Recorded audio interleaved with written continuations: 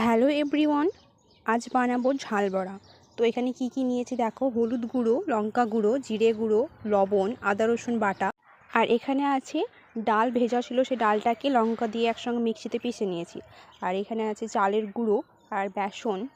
তো চলো এবার একসঙ্গে মাখানো যাক। বেসন দিয়ে দিচ্ছি আমি পরিমাণ মতো। তারপরে দেব চালের গুঁড়ো যতটা প্রয়োজন। আর চালের গুঁড়োটা দিচ্ছি তার কারণ একটাই, যেন ঝাল বড়াটা একটু মুচমুচে ভাব আসে, সেই জন্যই। তো এই যে আমি চালের গুঁড়ো অ্যাড করে নিলাম।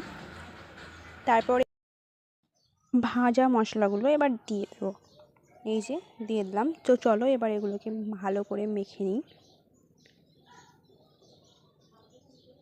আর যত ভালো করে মাখা হবে ঝাল বড়াটা ভালো হবে ততটাই। তো চলো এই যে তেল বসিয়ে নিয়েছি, তেলটা গরম হয়ে গেলেই ঝাল বড়াগুলোকে ভেজে নেব। তো ঝাল বড়াগুলো এই যে দেখো তেলের মধ্যে হালকা হালকা করে ছাড়ছি। আর তোমরা এখানে নিজেদের মতো শেপ দিতে পারো, যার যেমন ভালো লাগবে। আমি এখানে একটু চ্যাপ্টা চ্যাপ্টা গোল গোল করে দিয়েছি শেপ।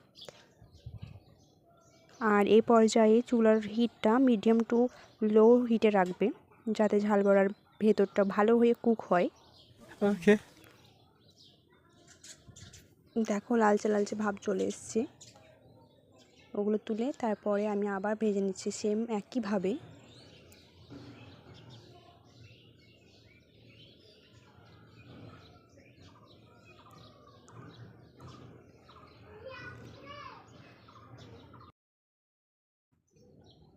দেখো আমি এখানে সবগুলো দিয়ে দিয়েছি।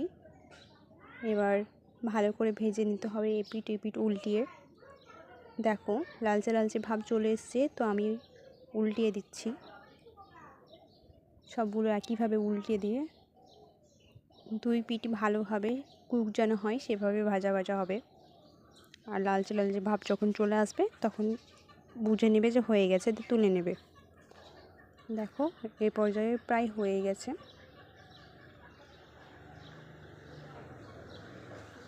অনেকটাই লালচে লালচে হয়ে গেছে। এই যে আমি তুলে নিচ্ছি দেখো। তারপরে বাকি যেগুলো আছে ঠিক একইভাবে ভেজে নেব।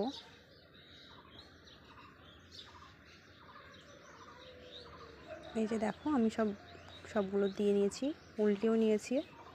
এদিক খুব ভালো ভালো করে লালচে হয়ে গেছে, আমি তুলে নিলাম। আর গার্নিশিং এখানে আমি করেছি পুদিনা পাতা দিয়ে। আমি পুদিনা পাতা খুব বেশি পছন্দ করি। তো চলো তোমাদেরকে একটু ভেঙে দেখাই যে ভেতরটা কীভাবে কুক হয়েছে, কতটা মুচমুচে হয়েছে। আর খেতে বিশালই ভালো হয়েছিল, অনেক সুস্বাদু হয়েছিল।